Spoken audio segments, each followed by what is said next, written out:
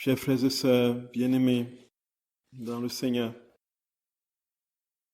donc ce matin, nous parlions de cette hostie qui contenait toute la vie de Dieu, les mystères de sa passion, de sa mort, de sa résurrection, l'œuvre de la rédemption dans son ensemble, et qui nous donnait la possibilité de tout trouver en elle, dans l'hostie, et de travailler à ce que notre vie soit entièrement conforme à cette vie dans l'hostie. Et Jésus nous disait qu'il nous donnait tout de manière parfaite dans l'hostie, non seulement une partie de lui-même, pas seulement une partie de lui-même, il se donne tout entier. Il se donne tout entier à chacun et que dans chaque hostie, il a introduit autant de vie divine qu'il y aura de créatures sur la terre. Donc chaque âme qui communiera aura la plénitude du ciel dans l'hostie. Et Jésus nous a dit aussi qu'il s'est communié lui-même, d'une part pour rendre la parfaite gloire au Père, et donc travailler à réparer toutes les mauvaises communions des hommes de toute l'histoire, mais aussi pour rendre l'homme capable de recevoir un Dieu. Et ça, c'est le fruit de cette communion du Seigneur qu'il s'est faite à lui-même. Et le Seigneur attendait donc que nous, dans la divine volonté, nous communions comme il a communié, n'est-ce pas, au jour de l'institution, au cours de la première messe, de manière à rendre une parfaite gloire au Père et de rendre ainsi les hommes capables d'accueillir la plénitude de la vie de Dieu. Ceci dit, frères et sœurs d'amour, nous allons comprendre cet après-midi le petit temps que nous allons prendre avant que nous ayons la libre parole pour échanger, comprendre quelle est la place de la communion sacramentelle quand Jésus établira son règne. Quelle sera la place de l'Eucharistie quand ce sera l'heure de la divine volonté. Ce qui est clair, c'est que le Seigneur nous dit très clairement que la communion, les messes ne disparaîtront jamais. Les messes survivront jusqu'à la fin, jusqu'au retour glorieux du Seigneur. Il n'y a pas un seul moment où les messes s'arrêteront. Et alors, quelle sera donc la place de la communion sacramentelle au moment où les âmes seront divinisées, où les âmes seront dans la plénitude de la vie, dans la divine volonté, comme on l'attend? À quoi servira la communion? À quoi servira l'hostie sacramentelle? Le Seigneur dit, frères et sœurs d'amour, il donne la réponse dans un texte magistral très beau, au tome 20 du 2 novembre 1926. Il a dit, après quoi, je suivis dans la divine volonté ce que Jésus avait fait dans la rédemption, et mon doux Jésus revint et ajouta, ma fille, ma rédemption est venue comme un remède pour l'homme, et elle sert par conséquent de médecine, de nourriture pour les malades, les aveugles, les muets, et pour toutes sortes de maladies. Et parce que les hommes sont malades, ils ne peuvent ni prendre ni recevoir toute la force que contiennent tous les remèdes que je leur ai apportés pour leur bien. Le sacrement eucharistique que je leur ai laissé en nourriture pour une santé parfaite, beaucoup le mangent encore et encore, mais paraissent toujours malades. Pauvre nourriture de ma propre vie, cachée sous les ailes, sous les voiles des accidents du pain. Combien de palais corrompus, dont les palais de la langue, combien d'estomacs paresseux, qui empêchent les créatures de goûter ma nourriture et de digérer toute la force de ma vie sacramentelle. Aussi, elles restent infirmes et fiévreuses et prennent cette nourriture sans appétit. C'est pourquoi je désire tellement que vienne sur la terre le royaume du Fiat suprême. Parce qu'alors, tout ce que j'ai fait en venant sur la terre servira de nourriture à celles qui sont en parfaite santé. Quelle n'est pas la différence entre une personne malade qui prend la même nourriture et une autre qui jouit d'une santé parfaite? Celle qui est infirme et malade la prend sans appétit, sans goût, et elle lui permet de se soutenir et de ne pas mourir. La personne en bonne santé mange avec appétit et parce qu'elle y prend plaisir, elle en reprend et se maintient forte et en bonne santé. Aussi, quelle ne sera pas ma satisfaction en voyant que dans le royaume de ma volonté, tout ce que je fais ne servira plus de nourriture aux malades, mais d'aliments aux enfants de mon royaume, qui seront tous pleins de vigueur et en parfaite santé. C'est limpide et profond. Jésus dit que quand il est venu sur la terre, il a institué l'Eucharistie qui a servi d'aliment aux personnes malades. Nous qui communions en état inapproprié, et nous communions sans voir les bénéfices de cette communion, tout simplement parce que nous ne sommes pas en parfaite santé. Le péché nous ronge encore. Il a apporté son corps, il a amené son corps, donné le mystère de son corps pour que nous soyons dans la plénitude de sa vie. Mais malheureusement, cette nourriture qui devait nous rendre la parfaite santé nous laisse maigrichons, nous laisse malades, nous laisse toujours justement infirmes et fragiles. Nos estomacs restent paresseux et nos palais restent corrompus. Et nous sommes incapables de goûter la nourriture et de digérer la force de sa vie sacramentelle. Donc, la même communion, la même Eucharistie, quand ce sera l'heure de la divine volonté, servira cette fois-ci aux gens de bonne santé. Donc, ça ne disparaîtra pas, ça ne changera pas. La même Eucharistie sera célébrée, sauf que celui qui le recevra sera désormais en bonne santé. Et comme il sera en bonne santé, sa vie en Dieu va prendre une ampleur infinie, un surcroît de vie divine sera communiqué par la communion sacramentelle que l'âme dans la divine volonté recevra. Parce que la nourriture a trouvé sa finalité. Elle a trouvé son but. Elle était faite pour les gens en bonne santé. Et ce qui fait, frères et sœurs d'amour, que comme nous sommes aujourd'hui incapables de correspondre à la perfection de l'amour et de la vie qui est communiquée dans l'hostie que nous recevons, cette même hostie nous sera donnée le moment où nous serons pleinement en Dieu, et en ce temps-là, Jésus trouvera le moyen de s'épanouir davantage en notre âme, tout simplement parce qu'il a trouvé sa vie en nous. Ce sera sa vie qui viendra le recevoir à l'hostie. C'est lui en nous qui viendra se recevoir lui-même. Aujourd'hui, c'est nous, avec notre volonté bigarrée, fragilisée et morcelée dans les passions, qui va à l'autel communier à la vie pleine de Dieu, qui nous destine normalement à retrouver la santé, une santé parfaite. Mais comme nous sommes incapables aujourd'hui de retrouver cette santé, de correspondre à cette vie qui nous est donnée, le moment venu, le but sera atteint. Jésus voudra, parce que qu'est-ce qu'il veut dans l'hostie en fait? Il veut demeurer dans nos âmes. Pourquoi ne reste-t-il pas dans nos âmes? Il le dit très clairement, parce qu'il ne trouve pas de place pour lui en nous. Mais dans l'aide de la divine volonté, quand nous serons pleinement en lui, c'est lui qui régnera en nous. Donc il viendra chez lui, chez nous.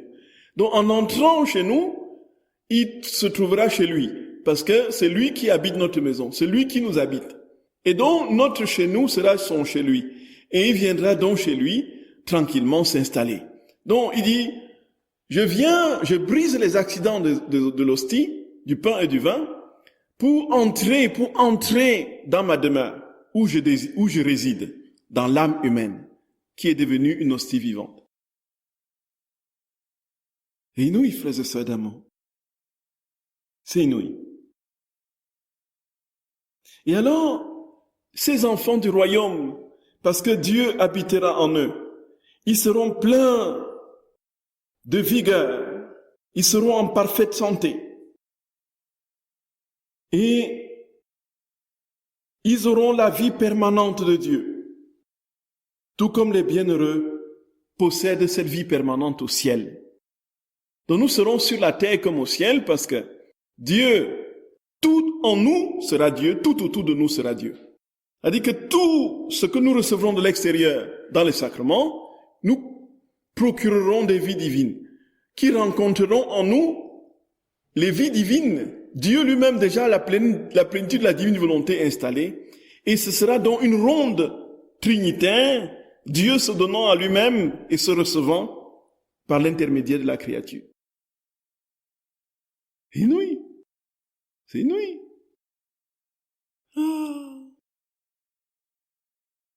Et Jésus dit, ainsi ma volonté sera le voile qui cachera ma vie en eux. Et tout comme les bienheureux me possèdent en eux-mêmes, comme leur propre vie, parce que le bonheur véritable a son origine dans l'âme, et que le bonheur qu'ils reçoivent continuellement de la divinité est semblable à leur bonheur intérieur, c'est pourquoi ils sont toujours heureux. De la même manière, l'âme qui possède ma volonté aura en elle-même ma vie pérenne, qui lui servira de nourriture continuelle. Et non pas une fois par jour, comme la nourriture de ma vie sacramentelle, et non pas une fois par jour. En fait, ma volonté ne va pas se satisfaire de se donner une fois par jour, mais continuellement, car elle sait que ceux qui ont un palais pur et un estomac solide peuvent goûter et digérer à tout moment la force, la lumière, la vie divine. Et les sacrements, ma vie sacramentelle, serviront d'aliment et de bonheur nouveau à la vie du fiat suprême qu'il possède. Voyez, Jésus dit très clairement ce que deviendra le corps sacramentel que nous recevrons.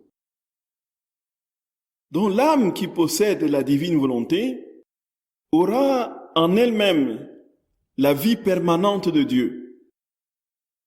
Et cette vie permanente sera structurante et constituera la vie même de l'âme. La vie permanente de Dieu constituera la vie de l'âme.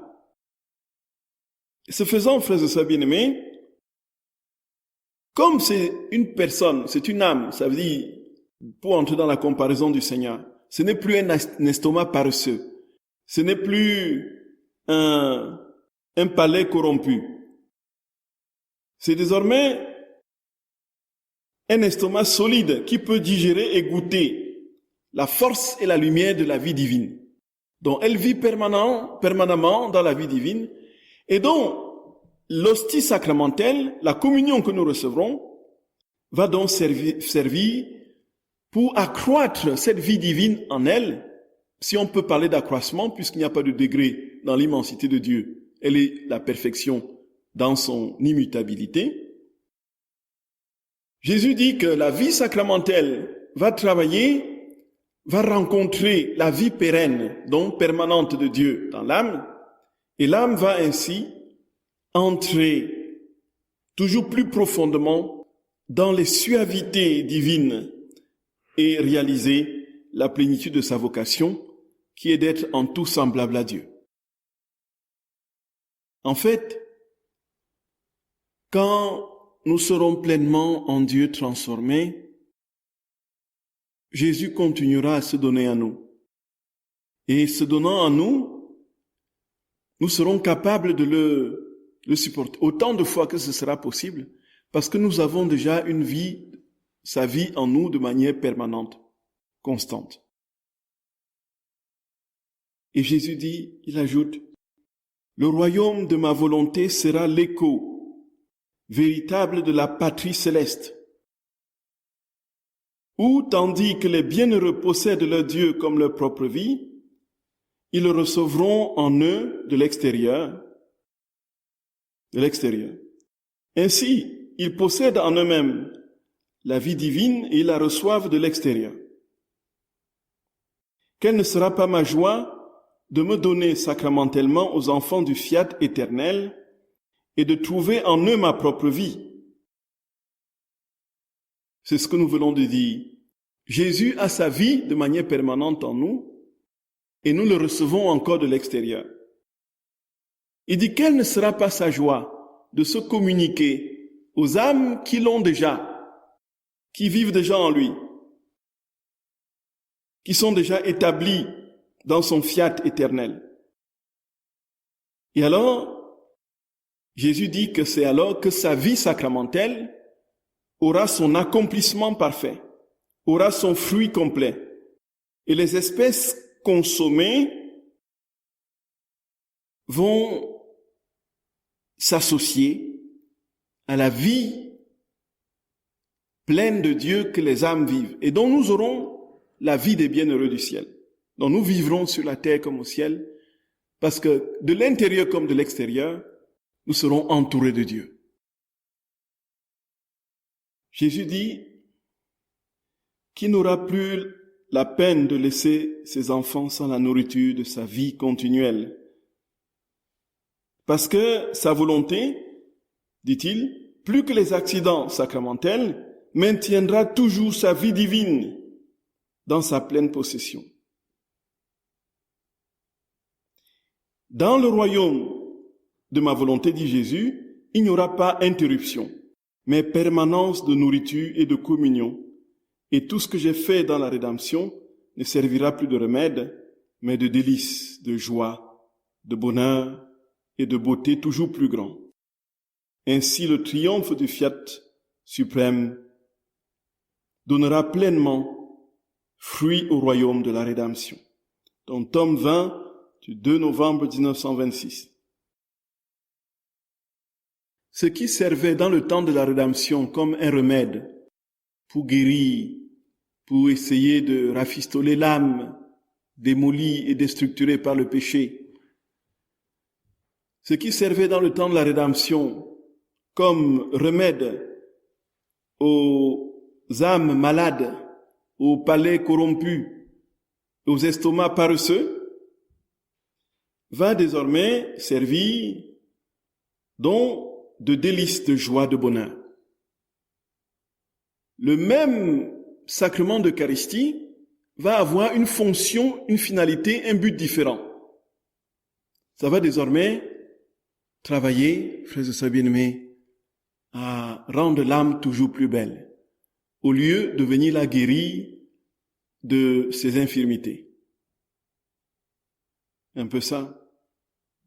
Ce sera le dessert, le dessert, n'est-ce pas, de ces viennoiseries au chocolat, vous voyez, qui on mange après le repas. Oui. Donc, nous voyons, frères et sœurs bien-aimés, quand quelqu'un est malade et qu'on veut lui donner, stimuler son appétit, on lui donne un ensemble de petits trucs qui vont, je sais pas, réveiller son palais pour qu'il ait l'appétit pour manger un peu. On va lui donner un trou, une liqueur forte là, le trou normand ou le trou un peu liqueur forte pour creuser une histoire vraie comme ça d'un prêtre africain qui est arrivé en Alsace l'année dont il a été invité dans une famille et dont les parents étaient tellement, ils voulaient tellement bien faire ils venaient d'Afrique. En Afrique, on mange un seul plat, hein. Vous voyez, il n'y a pas l'entrée, il n'y a pas l'apéritif, il n'y a pas l'entrée, il n'y a pas le plat de résistance, il n'y a pas le fromage, puis il n'y a pas le dessert, puis après le dessert, il y a le petit café, et puis la liqueur pour digérer. Il n'y a pas ça, il y a un seul plat qu'on présente. Alors il est arrivé dans la famille, et la famille était tellement content de le recevoir. Ils avaient préparé, ils avaient fait un bon rôti là. Et puis, on lui présente le plat on lui présente c'était c'était la salade de riz. La salade de riz. Alors il a mangé, il était content, il a mangé. Il dit, vous en voulez encore mon père? Oui, bien sûr, oui. Il a mangé. Mais il croyait que c'était ça, voyez un peu. Il savait pas qu'il y avait un autre plat qui venait après. Voyez un peu. Voyez.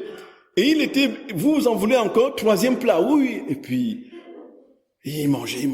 Voyez. Il y avait plus l'apéritif, il était à l'entrée. Donc pour lui, c'était bon, quoi. Et puis, voilà que la maman va à la cuisine, elle sort le rôti là, vraiment garni, dépose à table. Le père dit non, je pourrais pas, je peux plus, ce n'est plus possible. Alors c'était terrible. La maman a piqué une de ses crises. Elle est rentrée à la cuisine, elle a dit à sa fille, viens. C'est tellement parce que tu l'as laissé griller un peu, et elle était, mais elle n'arrivait plus à tenir debout, voyez. Il veut pas manger mon rôti et tout. Et c'était terrible. Et puis, tellement la panique à bord, la fille ne savait plus quoi faire pour tenir sa maman qui était pratiquement je peux pas, il ne veut pas manger mon rôti, si tu l'as laissé griller longtemps au four, et ainsi de suite, et commencer voyez. Et la fille, ne sachant plus quoi faire, est venue dire au prêtre, là, père, vraiment, il y a un problème. C'est que,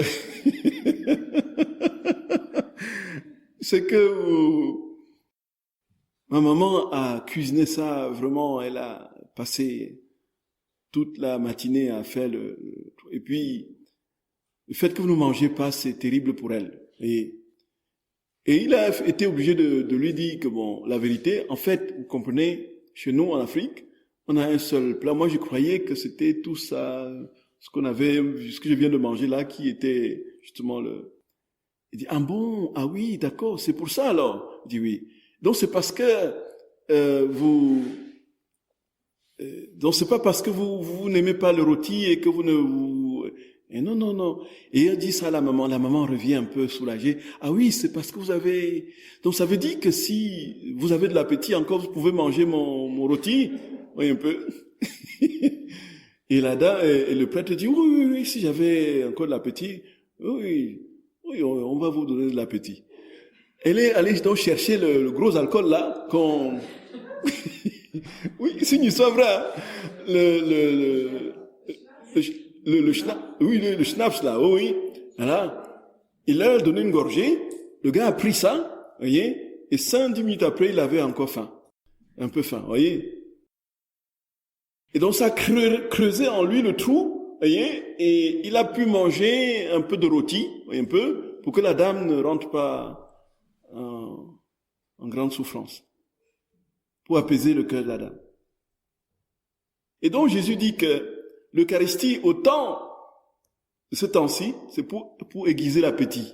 Parce que nous sommes des estomacs malades. Nous sommes nous n'avons pas... Et dans l'aide de la divine volonté, quand nous serons pleinement établis en lui, les Eucharisties ne viendront plus nous donner l'appétit. Ce sera des desserts, voyez un peu. Ce sera vraiment pour couronner la vie divine qui est en nous, qui est pleinement établie. Elle va recevoir la vie extérieure sacramentelle et ainsi Dieu aura atteint son objectif et ce qui servait de remède servira désormais de délice, de joie et de bonheur dans des beautés toujours plus grandes. Voilà comment Jésus explique, frères et sœurs d'amour. Donc, sous certains cieux et dans certains milieux, lorsqu'on dit que la vie dans la divine volonté se passe des sacrements, c'est tout simplement méconnaître la vérité de ces enseignements sublimes que le Seigneur donne. En fait, l'air du triomphe de l'Église, le voilà. Quand on parle de l'air du triomphe de l'Église, et quand tout le monde sera dans la plénitude de la volonté, dans la divine volonté, on s'attendrait à ce que les églises ferment. Or, on parle plutôt de l'air du triomphe de l'Église. Ça veut dire quoi? Ça veut dire que les églises seront bondées. Qu'est-ce que les gens font dans les églises?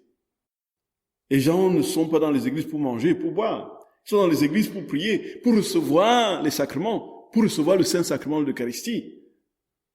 Les prêtres vont avoir du travail en n'en plus fini. Ils ne seront plus là des gestionnaires des structures. Ils seront là pour amener les âmes à recevoir d'une manière totale, consumée par l'amour, n'est-ce pas, le corps très saint et très pur de notre Seigneur. Les églises seront bondées, alors que les âmes seront déjà dans la plénitude de la vie de la divine volonté. C'est tout simplement parce que, ce moment, Dieu se communiquera et on aura une joie profonde à communier. Une joie, une soif. Tout simplement parce que Dieu réclame Dieu. Dieu en nous cherche Dieu. La vie permanente de la divine volonté cherche Dieu. Aujourd'hui, vous vous rendez compte, frères et sœurs d'amour, que les milieux où vous allez, ou qui ne vous rapprochent pas de Dieu, vous sortez de ces milieux vides, fades. Vous sortez de ces milieux complètement aplatis. Il y a en vous comme une torpeur. Vous vous dites, mais qu'est-ce qui m'a foutu d'aller dans ces lieux? Qu'est-ce qui m'a pris? Et pour vous remettre, il faut du temps. Vous imaginez déjà, dans les conditions de notre estomac malade et de nos palais corrompus, nous avons déjà parfois ces sensations. À plus forte raison, quand ce sera la plénitude de la vie de Dieu en nous, c'est-à-dire que nous allons courir après tout ce qui est Dieu, avec une incroyable force, irrésistible, comme attirés par un aimant. Nous serons attirés comme par des aimants. Dieu attirera Dieu. Voyez, c'est ça. Seul l'aimant seul, voilà, attire ce qui lui est semblable. L'aimant attire le fer. L'aimant attire notre aimant. C'est comme ça. Ah. C'est puissant, frères et sœurs d'amour. C'est puissant.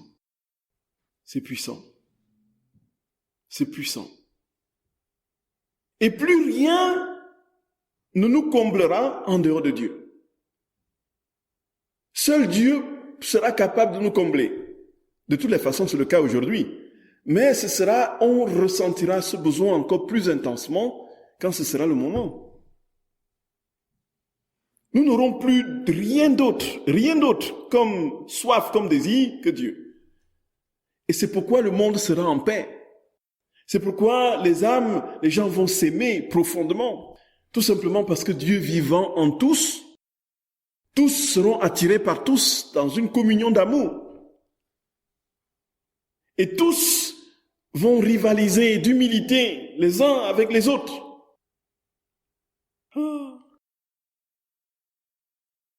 Voyez, frères et sœurs bien-aimés, voyez ça. Frères et sœurs bien-aimés, est-ce que vous avez des questions? On peut prendre le temps de l'échange. Ça fait une demi-heure maintenant déjà. Oui, Ingrid. Bon, ça sera avec le baptême dans la terre nouvelle. Les enfants naissent encore avec la faute originelle et devront être baptisés. C'est ça. Donc en fait, on parle de de l'évangélisation des pays africains au XIXe siècle. Ça a été des moments intenses de travail pour les prêtres, voyez. Puisque lorsque les chefs villageois se convertissaient à la foi chrétienne, ils entraînaient tous leurs fidèles, tous leurs sujets.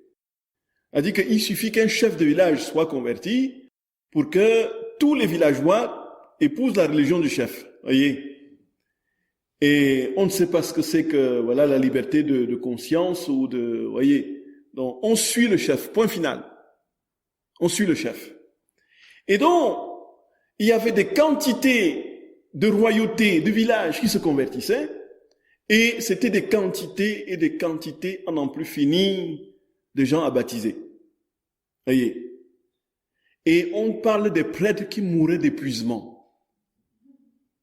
parce qu'ils passaient leur temps à baptiser et à célébrer le sacrement. Ils étaient tellement Tellement ils mourent, les missionnaires mourraient d'épuisement, de fatigue. Voyez.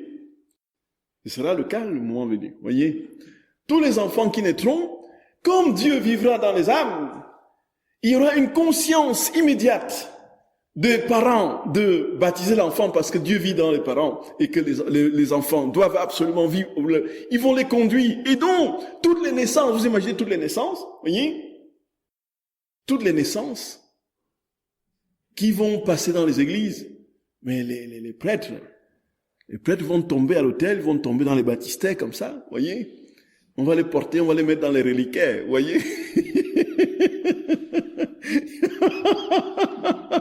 Voyez. Oui, voyez ça. Donc en fait, les hommes naîtront toujours avec le péché originel. Bien sûr, naturellement, puisque du fait de jusqu'à la parousie, jusqu'à la consommation, c'est ceux qui naîtront, une fois qu'ils naîtront, et qu'ils seront entrés immédiatement et pleinement dans la vie de l'Église, alors là, d'une manière totale et pleine, ils recevront la vie de Dieu une fois le péché originel ôté. Et donc les gens fréquenteront, tout sera Dieu, tout sera Dieu, tout sera Dieu. Tout ce qui aujourd'hui distrait l'homme de Dieu ne sera plus. Voyez, dans cette ère dont parle Jésus, les boîtes de nuit vont disparaître, voyez. Les bistrots, comment on dit, les trucs, non, les bistrots, ce seront les bistrots, non, il y aura encore de la bière. Mais il n'y aura plus de gens il n'y aura plus d'alcooliques, voyez. Il n'y aura plus d'alcooliques. Il y aura une joie surnaturelle qui gagnera les âmes et qui transportera les âmes dans une continuelle quête de Dieu. Oui, Ingrid. Et la mort, justement, Jésus parle de la mort. Oh mon Dieu, ah oui, en effet. Jésus parle, il dit que, on en a parlé justement, j'en ai parlé longuement à la retraite à la Cité de l'Immaculée fin septembre dernier. Jésus dit que, en fait, les âmes vont entrer progressivement, puisque les âmes vivent déjà en Dieu pleinement, ils vont entrer dans une grâce particulière, celle des corps glorieux. Ça veut dire quoi? Ça veut dire qu'elles seront, ces âmes, tellement unies à leur corps, du fait de la vie divine qui est en elles, dans les âmes, qui vont se disséminer dans les corps, et les corps auront les propriétés des corps glorieux, selon 1 Corinthiens au chapitre 15, dont l'incorruptibilité, l'immutabilité, l'agilité et la subtilité. Voilà les 4 propriétés des corps glorieux qu'on trouve dans la première Bible. Ça veut dire, l'incorruptibilité, ça veut dire quoi? Ça veut dire que les corps ne vont plus se décomposer. L'immutabilité, ça veut dire quoi? Une fois qu'on aura atteint l'âge, normal de maturation, 30-40 ans, on va plus vieillir. On dit la Vierge Marie dans ce qu'elle révèle à Maria d'Agreda, dans la cité mystique de Dieu, elle a passé plus de 50 ans sur la terre, voyez. Elle a dépassé largement les 50 ans, naturellement. Et, mes chers sœurs et frères, selon ce qui est décrit, ce qu'elle dit, faites, vers 30-40 ans, la Vierge n'a plus changé d'apparence. Elle n'a pas eu une seule ride. Et elle était toujours souple, même à plus de, voyez, on parle certainement de plus de 110 ans, elle était toujours souple. C'est cela l'agilité. Donc il n'y a pas d'arthrose, il n'y a plus d'arthrose, il n'y a plus de maladie de vieillesse, il n'y a plus de décalcification osseuse, il n'y a plus de, voyez, de dos qui, voyez, qui, ces déformations liées à l'âge n'existeront plus. Voilà, il n'y aura même plus de médecins puisqu'il n'y aura plus de maladies. Et alors, c'est ce que Jésus dit, ce que Jésus dit. Est-ce que nous serons là pour voir cette période? Dieu seul sait. Mais ce qu'il dit, pour la mort, il dit, les gens vont mourir, les tombeaux seront remplis des gens, des corps incorruptibles. Aujourd'hui, on a plus d'une centaine de 120, même 200, 300 corps incorruptibles dans le monde, des saints. Entre Sainte Bernadette Soubirous, vous allez à Nevers, vous croyez qu'elle va se réveiller bientôt pour vous dire bonjour. Voyez, vous croyez qu'elle fait sa sieste là. Odile, vous venez de Nevers? Ah oui, tout à fait. Marie-Odile vient de Nevers. Alors, Marie-Odile vient de Nevers. Elle est près de Sainte Bernadette tous les jours, voyez. Voyez, très bien. Donc, vous croyez qu'elle va se réveiller pour vous saluer, pour vous tendre la main. Sainte Thérèse Coudet à la Louvesque, Saint Charles Borromée, Sainte Bakita, Saint Padre Pio, le Saint Curé d'Ars, tous ces saints dont les corps sont incorruptibles, ne sont pas décomposés, qu'est-ce que ces corps vont devenir? Sinon, ils attendent, n'est-ce pas, la résurrection définitive, bienheureuse. Et Jésus dit que tous nos corps, enfin, je ne sais pas s'il serait encore là, et si je reste corps, vous voyez, ce qui est sûr, c'est que tous ceux qui vivront ce moment leurs corps seront dans les tombeaux incorruptibles. Jésus dit ça très clairement, dans un passage que je n'ai pas retenu. Les corps seront incorruptibles, et alors, tout ça pour attendre le retour glorieux et la résurrection définitive. Oui, Fabienne. De la bonne santé, il s'agit de la santé spirituelle, et donc ça implique forcément une bonne santé physique. Alors. Oui, disons que Jésus dit que quand le moment viendra, il n'y aura plus de maladie, il n'y aura plus de souffrance physique, si vous voulez. Parce que les hommes vivront pleinement en Dieu et tout cela tout ce qui est de l'ordre de l'incompatibilité avec le bonheur va disparaître. Vous voyez? Donc ça veut dire que Jésus dit qu'il y a il n'y aura plus besoin de charisme, le charisme de guérison et tout ça n'existera plus parce qu'il n'y aura plus besoin parce qu'il n'y aura pas de maladie à guérir, pardon. Et la résurrection des corps se fera au retour glorieux définitif du Seigneur. Mais tout en attendant, les gens vont tomber et mourir comme ça sans rien. Vous voyez, de manière... ce que Jésus dit, hein, vraiment, si j'avais trouvé le texte, j'avais le texte sous les yeux, je vous l'aurais lu. Et ça veut dire quoi concrètement? Ça veut dire que les âmes qui vivent pleinement de cette vie reçoivent cette vie en transfusion dans leur corps. Et comme en Dieu, il n'y a pas de maladie, il n'y a pas de souffrance, il n'y a pas de difformité, les corps vont bénéficier des propriétés des corps de gloire du Seigneur. Et on pourra être partout, comme le corps glorieux de notre Seigneur, nous pourrons être partout où on voudra être. Une simple pensée nous donnera d'être là où nous sommes. Les opacités ne constitueront pas d'obstacle au mouvement. C'est-à-dire que nous, c'est pas parce que, voilà, je pense à mon fils qui est à Paris, voilà, et puis, si le corps est spirituel, Jésus apparaît aux disciples qui sont dans la maison enfermés. Rien n'empêche à Dieu les portes fermées de surgir au milieu d'eux. Et si nous avons donc ces propriétés des corps glorieux, qui est le corps de la subtilité, dont le corps spirituel, notre corps, désormais incorruptible, transfusé de part en part par la vie et l'Esprit de Dieu, traversera les opacités, les obstacles, et nous pourrons nous retrouver où nous voulons. Voyez? C'est fou. Quand on lit ça, on dit, mais où est-ce qu'on se trouve? Pourtant, frères et sœurs d'amour, je n'aurais pas dit ça si l'Église n'avait pas donné son accord. Voyez? Je n'aurais pas enseigné des trucs comme ça si c'était pas marqué un OK au niveau de Rome. Incroyable, hein? Incroyable. Mais quand est-ce que ce moment viendra? Nous ne savons pas. Toujours que Jésus a dit que sa volonté va régner sur la terre. Jésus l'a dit. Il a dit. Et il a dit qu'il a enseigné le Notre Père parce qu'il avait déjà obtenu cette prière de son Père. Il a obtenu l'exaucement de son Père. Sinon, il n'aurait pas enseigné. Il ne peut pas enseigner ce que son Père n'a pas déjà exaucé. Et donc, c'est juste une question de temps pour l'homme, c'est déjà réalisé en Dieu.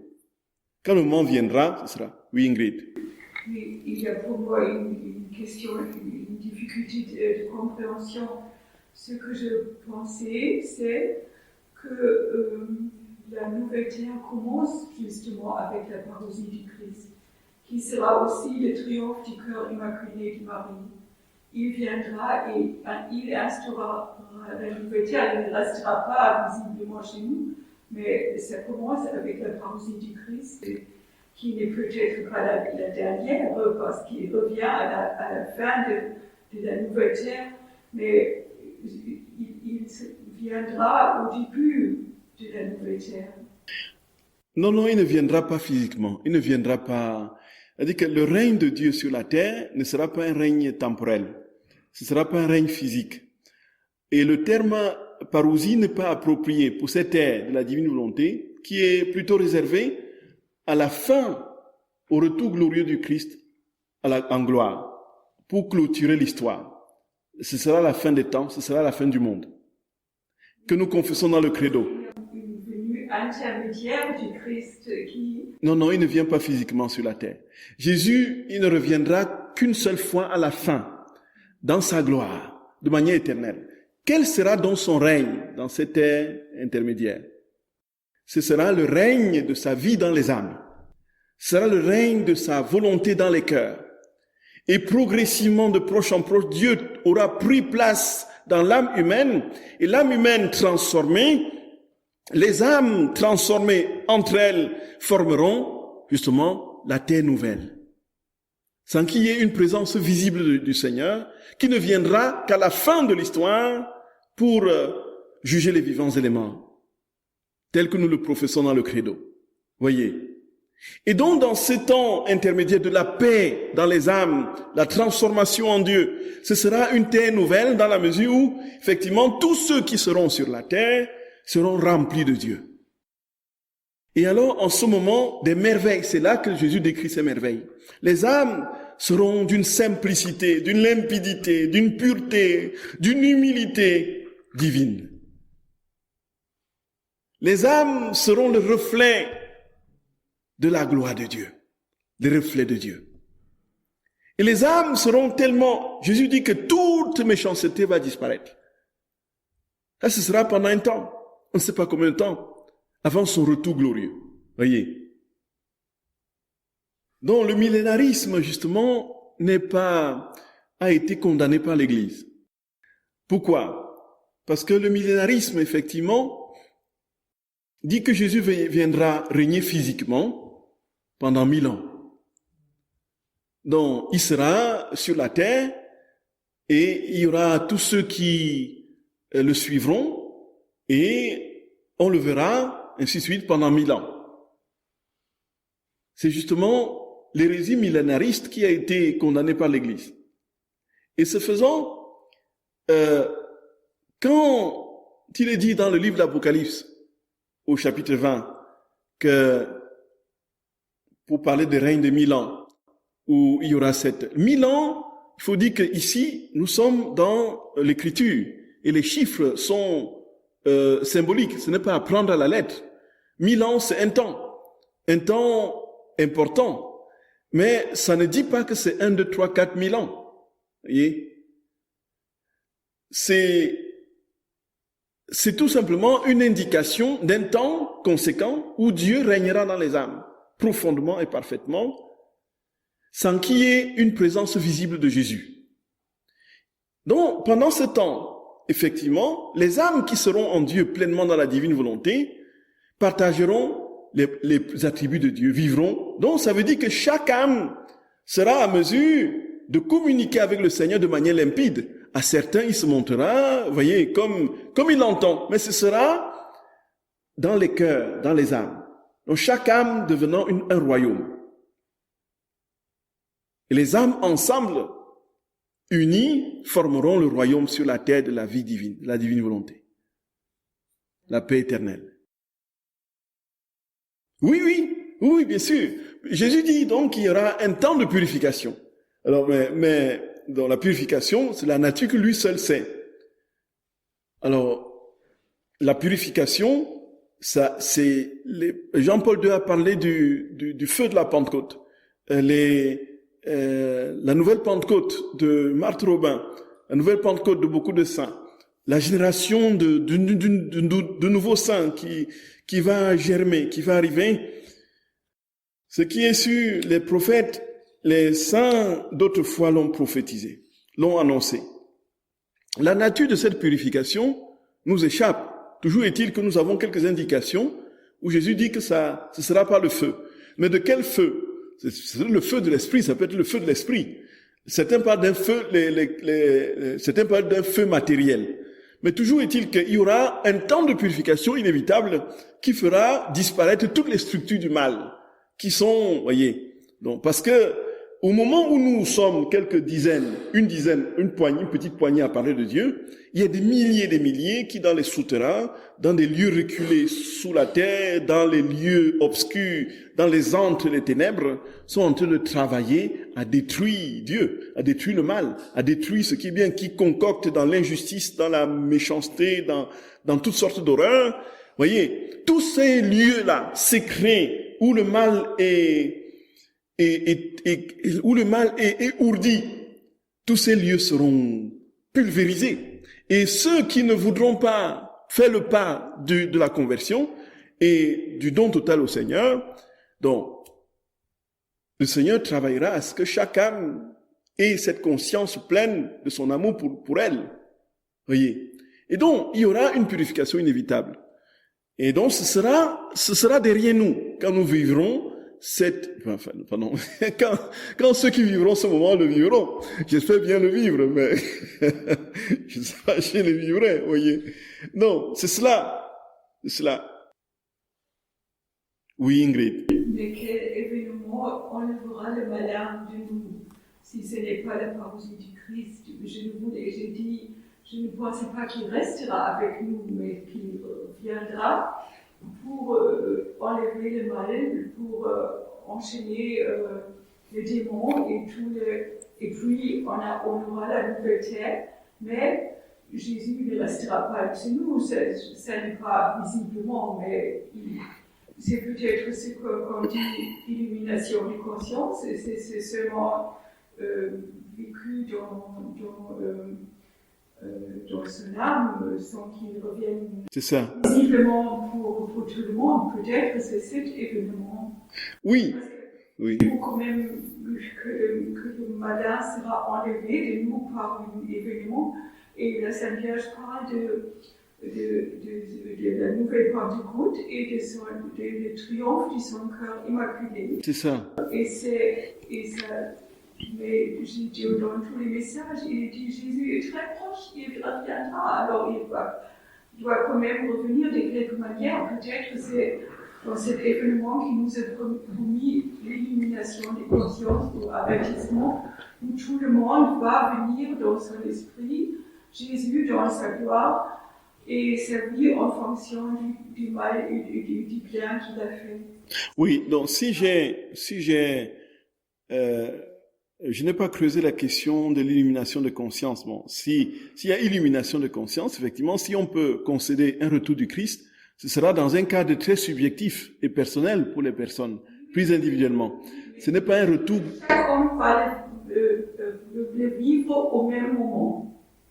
Ils vont voir la gloire glorieuse sur le monde, dans le ciel, et c'est Sainte Faustine qui a parlé de cela. Et à ce moment, va suivre un événement unique dans l'histoire de l'humanité, où tout le monde va voir Jésus dans son âme. Ce sera un événement purement spirituel, et il va vivre sa vie en fonction du bien et du mal qu'il a fait. Et peut-être ce sera cette venue qui... Parce que dans les messages, il est annoncé que Jésus, la venue de Jésus est proche, tout proche. Mais ce ne sera pas la venue que nous professons dans le credo. Si je veux bien concevoir quelque chose à la réalité de l'avertissement et de l'illumination des consciences, sans que je ne peux pas m'aventurer sur le terrain parce que je ne maîtrise pas. Je n'ai lu que Luisa Picaretta. Et pour Sainte Faustine, elle ne dit pas ce que vous avez dit. Elle n'a pas dit cet aspect-là de cet événement qu'on ne lit ça nulle part chez Sainte Faustine. Et puis, Faustine a seulement parlé du croix glorieuse qui va apparaître dans le ciel, vu de tout le monde. Et que le tour de la miséricorde finira. Oui. Et chaque homme qui n'entrera pas par la porte de la miséricorde doit entrer par la porte de la justice. Oui. Mais l'illumination des consciences est quand même dit dans pas mal des événements, pas dans les messages de Garabandal, pas d'autres, et beaucoup de messages ont reçu une femme qui s'appelle Sulema, qui en parle. Oui. Donc, nous sommes d'accord pour dire que ce sera un événement spirituel. Voilà. Et que ce ne sera pas un retour physique de Jésus. Vous êtes d'accord? Très bien. On est d'accord pour ça chez Ingrid. On est d'accord pour ça. Ce sera purement spirituel, cet événement. Donc, c'est ça. Oui, Anne. Pour revenir à la parodie, il me semble que les premiers pères, lors de la résurrection du Christ, ils en avaient confondu justement le retour glorieux avec la résurrection. Oui. Disons qu'il y a effectivement chez les pères de l'Église deux conceptions différentes du retour de Christ. Il y a certains qui le situent, qui parlent de cette période intermédiaire, avec effectivement un temps où Dieu est continuellement présent dans les âmes et vit dans les âmes, presque dans cette ère de paix, dans la divine volonté dont on parle, et certains qui disent qu'il ne reviendra qu'une seule fois, et ce sera le bannissement de tout mal au retour glorieux du Seigneur. Donc Saint Augustin est pour ceux qui disent, et de ceux qui disent que c'est uniquement une fois que Jésus reviendra, et de manière parfaite, et ce sera terminé. Il n'y a pas un temps intermédiaire. Alors que Saint Irénée de Lyon, justement, dit qu'il y aura un temps intermédiaire, n'est-ce pas, ce temps intermédiaire que nous attendons et qui a été confirmé par Jésus dans ce qu'il dit à Luisa Picaretta, ainsi de suite, qui sera l'ère de la paix retrouvée et l'ère des âmes unies à Dieu, l'ère de la divine volonté. Alors, il a été progressivement mis en lumière la vérité du retour unique, définitif et glorieux du Christ, du fait de la prépondérante culture théologique de Saint Augustin. Parce qu'il a été un maître incontesté dans l'Occident chrétien des premiers siècles, avec un travail encyclopédique d'une impressionnante importance dans la compréhension justement de l'œuvre du salut, que ça visait à prédominer. Encore une fois, nous ne sommes pas ici dans l'argument d'autorité. Ce n'est pas parce que tel grand théologien a dit telle chose que ça se vérifie pour Dieu. Saint Thomas d'Aquin allait défendre au concile de Lyon de 1274 que la Vierge n'était pas Immaculée Conception. Voyez, lorsqu'il est mort en cours de route. Et mourant en cours de route, le Seigneur a permis ainsi que ce dogme soit proclamé. Parce que si Thomas d'Aquin se pointait et commençait à donner des arguments, on aurait du mal à définir le dogme après. Voyez un peu. Parce que il avait une intelligence supérieure, d'une ampleur telle que, et son influence théologique pouvait justement très facilement travailler à mettre sous le boisseau cette vérité qui pourtant est la vérité, l'évidence même. Pourquoi saint Thomas disait-il que la Vierge n'était pas immaculée? Tout simplement parce que si la Vierge est immaculée, ça veut dire que Jésus n'est pas le sauveur de tout le monde. Or Jésus, si on veut dire qu'il est le sauveur de tous, il faut que tous soient pécheurs. Que pas une seule créature ne soit sans péché. Et comme Marie est une créature, elle a forcément péché pour que Jésus soit sauveur. Et c'est donc Scott qui va dire qu'en prévision, justement, de l'incarnation du Fils dans le sein de Marie, Dieu a de manière préternelle rendu immaculée sa mère pour être capable de concevoir un Fils qui n'est pas n'importe quel, le Fils de Dieu. Donc, vous voyez. Donc, il y avait ça. Et voilà un peu les points de divergence. Ce qui est clair aujourd'hui, c'est que dans l'explication que le Seigneur donne de cette vérité du Notre Père et de la manière dont nous entrons dans cette vérité, il est évident qu'on ne peut plus aujourd'hui dire que Jésus, que le règne, c'est seulement lorsque tout le monde meurt et que le jugement dernier s'établit et qu'il met les gens, Matthieu chapitre 25, Luc 24, les gens, les chèvres à sa gauche et les brebis à sa droite pour le jugement dernier. Ce temps intermédiaire est aujourd'hui très clair dans les esprits, très clair dans la compréhension que l'Église a des fins dernières et donné avec une brillante, incomparable et inimitable, n'est-ce pas, explication à l'usa picareta par notre Seigneur. Voyez. J'avais une question sur l'Eucharistie. Oui, Marie-Odile. Oui. Vous avez dit que le don de l'union transformante pouvait nous être donné par une seule et même communion. Alors pourquoi est-ce qu'on a besoin de l'autre? C'est justement parce que, nous, comme dit Jésus, notre estomac est paresseux, notre palais corrompu, nous ne sommes pas encore capables, effectivement. C'est-à-dire qu'une fois que nous aurons la plénitude de la vie de Dieu, une fois que nous recevrons l'hostie va nous transfigurer. Nous serons des boules de lumière en permanence. C'est-à-dire que chaque fois que nous aurons une communion, nous serons, voyez, et cette communion, parce que ce sera pleinement réaliser sa vie en nous, voyez un peu, nous serions à même quasiment de ne vivre que de ça, puisque une seule vie, voyez, même si la possibilité ne nous était pas donnée de communier, encore après, la seule communion que nous aurons reçue nous permettra de vivre quasiment éternellement, puisque la totalité de la vie de Dieu est donnée dans une communion, voyez un peu, c'est ça. Mais comme nous sommes loin, très très loin, d'être de bénéficier de toutes les grâces, de toute cette vie divine qui coule de l'hostie, alors nous communions, nous sommes toujours maigrichons, pauvres, voyez, on dit Jésus.